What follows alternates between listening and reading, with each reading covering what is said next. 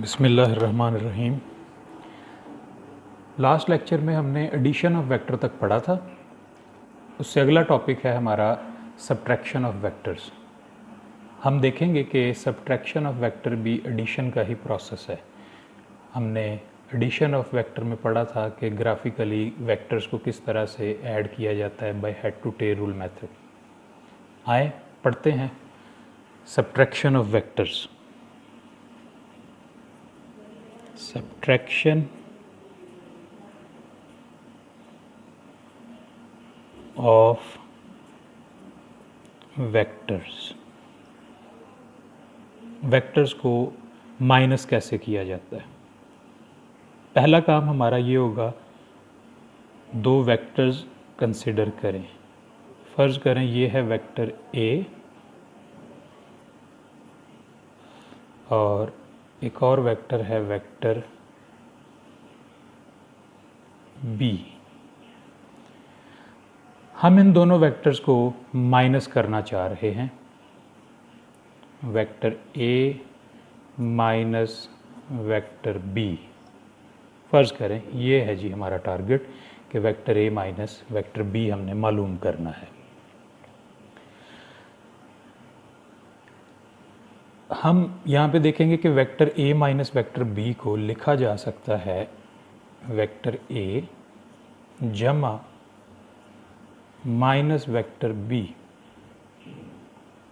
अभी डिस्कस करेंगे कि ऐसा लिखने की वजह क्या है, क्योंकि पहले ही हम डिस्कस कर चुके हैं कि एडिशन की तरह सब्ट्रैक्शन भी head to tail rule method से ही सर अंजाम पाएगी। माइनस बी वेक्टर से क्या मुराद है? माइनस बी वेक्टर से मुराद है ऐसा वेक्टर जो कि बी का रिवर्स हो। रिवर्स होने से क्या मुराद है? जो मैग्नीट्यूड में तो बी के बराबर हो लेकिन डायरेक्शन में अपोजिट हो। अब अगर हम head to tail rule method apply करें और इसका सोल्यूशन फाइंड करें तो आप देखेंगे कि वेक्टर ए माइनस बी आ जाएगा। हम क्या देते हैं जी, by head to tail rule. पहले वेक्टर ए को ड्रा करेंगे क्योंकि तरतीब में वेक्टर ए दिया हुआ है। ना डायरेक्शन चेंज किया हमने, ना ही मैग्नीट्यूड चेंज किया।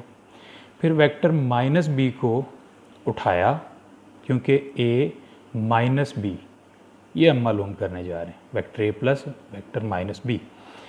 हमने by head to tail rule vector minus B को इस तरह से जोड़ दिया कि माइनस बी की टेल ए के हेड के साथ आके अटैच होगी। लें जी, अब रिजल्टेंट मालूम करना है। रिजल्टेंट आएगा तरतीब में जो वेक्टर पहले दिया होगा उसकी टेल से लेके आखिरी वेक्टर के हेड तक।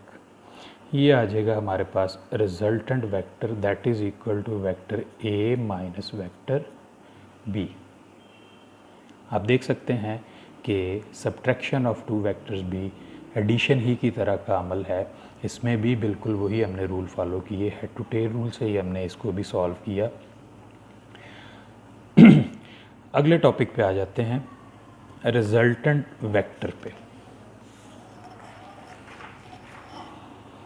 रिजल्टेंट वेक्टर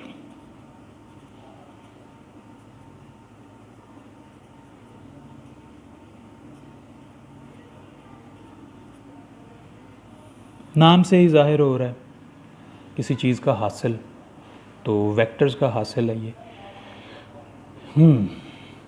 डेफिनेशन इसकी लिखते हैं, if we add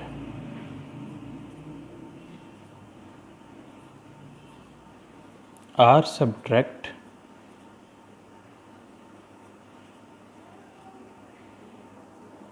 to or more vectors than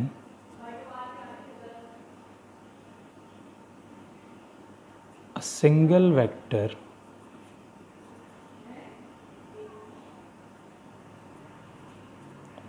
we have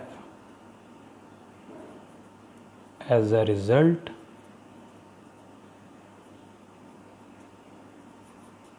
of this mathematical operation is called a resultant vector. Resultant vector एक सिंगल वेक्टर है, जैसा कि हमने एडिशन और सब्ट्रैक्शन में दोनों में देखा। जब भी एडिशन या सब्ट्रैक्शन का अमल परफॉर्म होता है तो हासिल होने वाले सिंगल वेक्टर को रिजल्टेंट वेक्टर कहा जाता है। तमाम तर फिज़िकल प्रॉपर्टीज़ रिजल्टेंट वेक्टर की वही होंगी जो कि वेक्टर्स जमा किए जा रहे थे या माइनस किए जा रहे थे। इस बात को ज़रूर ज़हन में रखिएगा। अगर दो वेक्टर्स वेलोसिटी के हैं, उनको जमा या माइनस हम कर रहे हैं, तो रिजल्टेंट वेक्टर भी हमेशा वेलोसिटी का ही होगा। अगेन रिपीट करता हूँ मैं, जो वेक्टर्स जमा किए जा रहे होंगे या माइनस किए जा रहे होंगे, रिजल्टेंट वेक्टर भी उसी टाइप का होगा।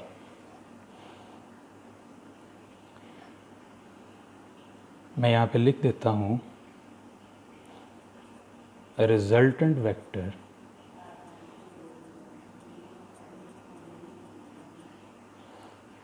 would be of same kind as that of vectors being added or subtracted.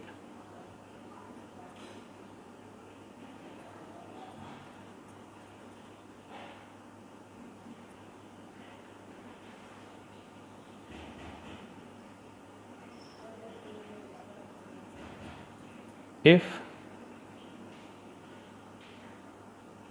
we are adding vectors of velocity, then the resultant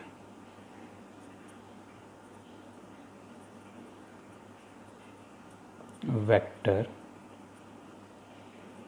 would also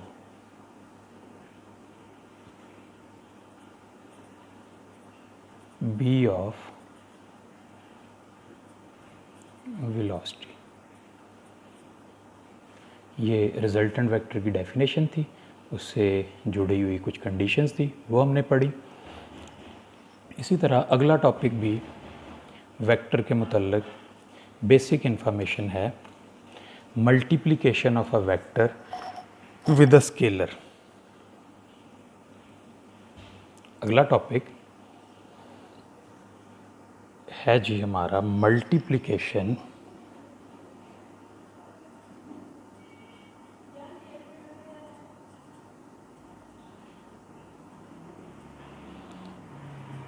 of a vector with a scalar. हम जानते हैं कि scalar से मुराद just number है, numerical value है। अगर हम किसी स्केलर नंबर को या स्केलर क्वांटिटी को भी आप कह सकते हैं मल्टीप्लाई करें किसी वेक्टर के साथ, तो हासिल होने वाला हमारे पास जो क्वांटिटी होगी वो कैसे होगी, हम उसके बारे में डिस्कस करेंगे। हम कंडीशन को सिंप्लीफाई करते हैं। हम कहते हैं, फ़र्ज़ करें कि हमारे पास एक वेक्टर ए है। मिसाल के तौर पे ये इसको शो कर दिया गया है, वेक्टर ए। इसके साथ एक नंबर मल्टीप्लाई हो रहा है n। यहाँ पे n शो कर रहा है नंबर्स को 0 plus minus 1 plus minus 2 plus minus 3 plus minus 4 and so on. n जो है यहाँ पे स्केलर को शो कर रहा है और ये number 0 1 positive negative 2 positive negative कोई भी नंबर हो सकता है। मिसाल के तौर पे n को हमने रख लिया पॉजिटिव 2। अब अगर मैं लिखूं 2a, इससे क्या मुराद होगी? 2a से मुराद होगी वेक्टर a का 2 गुना। 2a से मुराद अब क्या होगी? वेक्टर a का 2 गुना। इसका मतलब है जो भी नंबर हम मल्टीप्लाई करते हैं दिए गए वेक्टर के साथ उतने टाइम्स वो वेक्टर हो जाता है। तो ये ग्राफिकली जब शो किया जाएगा a का 2 गुना, ये आ गया हमारे पास वेक्टर 2a। अगर मिसाल के तौर पे नंबर होता हमारे पास n इज़ इक्वल टू -2, तो -2a कैसे लिखते हम? हमने क्या करना था? वेक्टर a को रिवर्स करना था, फिर उसका 2 गुना लिख देना था। ये आ जाना था हमारे पास वेक्टर -2a। तो एक चीज़ हमें यहाँ पे समझ आ रही है, किसी भी स्केलर नंबर को जब वेक्टर के साथ मल्टीप्लाई किया जाता है तो हासिल होने वाला वेक्टर उतने टाइम्स हो जाएगा। यहाँ पे स्केलर नंबर पॉजिटिव 2 है, उसको a के साथ मल्टीप्लाई किया तो वो 2a बन गया। जब vector n is equal to -2 है तो a के साथ मल्टीप्लाई किया, -2a बन गया, 2 गुना हो गया, लेकिन डायरेक्शन भी साथ में रिवर्स होगी। इसका मतलब है यहाँ पे जो साइन है पॉजिटिव नेगेटिव साइन, ये हमें वेक्टर की डायरेक्शन के बारे में भी बताते हैं। अब हम इसको फिज़िकल क्वांटिटीज़ के ऊपर अप्लाई कर देते हैं। मिसाल के तौर पे फिज़िकल क्वांटिटी है मेरे पास मैस, जो कि स्केलर है। इसको हम वेलोसिटी के साथ मल्टीप्लाई कर रहे हैं, जो कि एक वेक्टर है। अगर मैं मैस को मल्टीप्लाई करूं वेलोसिटी के साथ, ज़रा मिसाल याद रखिएगा, n की जगह पे अब मैं क्या लिख रहा हूँ? मैस।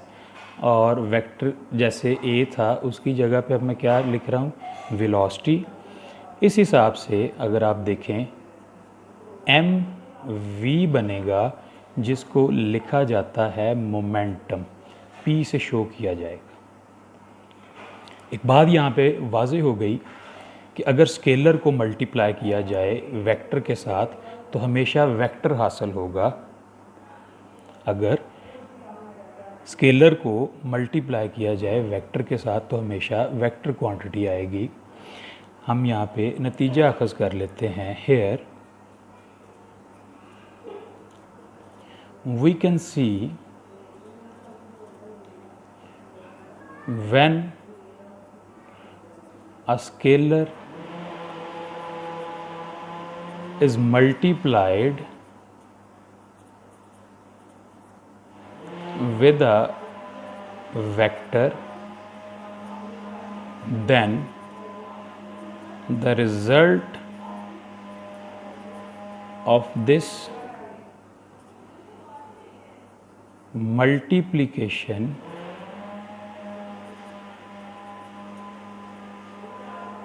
will always be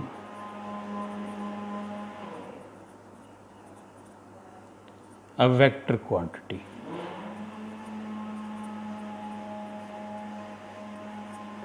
है जी, ये हो गया स्केलर को जब वेक्टर के साथ मल्टीप्लाई किया जाए तो क्या हासिल होता है। इंशाल्लाह इसी तरह हम नेक्स्ट लेक्चर जब स्टार्ट करेंगे अपना, तो तब हम यूनिट वेक्टर पढ़ेंगे, इक्वल वेक्टर पढ़ेंगे और उसके साथ नल वेक्टर पढ़ेंगे। ये बुनियादी चीज़ें हैं वेक्टर के बारे में जो हमने इंशाल्लाह सीखनी है। तब तक के लिए अल्लाह हाफ़िज़।